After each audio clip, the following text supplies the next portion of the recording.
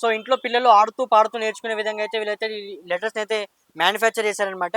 And that ఇది వచ్చేసి magnetic తో వస్తుంది. అండ్ ఈ షీట్ వచ్చేసి జస్ట్ 150 అనమాట. సో ప్రెసెంట్ మీరు చూసినటువంటి ఈ ఐటమ్స్ వచ్చేసి క్రేయాన్స్ కిట్ అని ఒకసారి చూసుకోవచ్చు. ఒక డిఫరెంట్ స్టైల్లో చూడడానికి ఒక బ్రీఫ్ కేస్ లాగా ఉందండి. అండ్ దీంట్లో వచ్చేసి ఆల్మోస్ట్ 128 పీసెస్ ఆఫ్ క్రేయాన్స్ అయితే వస్తూ ఉంటాయి.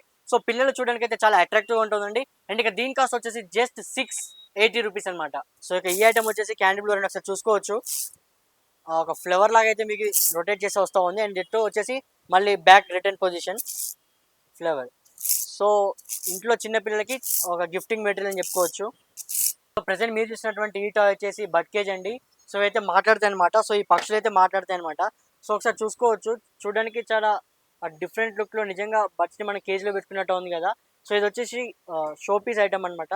సో ఇక్కడ కింద మనకైతే ఆన్ చేయడానికి ఆప్షన్ అయితే ఉంది. అండ్ దట్టు ఇదైతే సెల్స్తో ఆపరేట్ అవుతుందండి. సో ఒకసారి మనం మాట్లాడి చెక్ చేసే ప్రయత్నం అయితే చేద్దాం. హాయ్, జై Chamunda toys, welcome to signature studios. Hello, welcome to signature studios.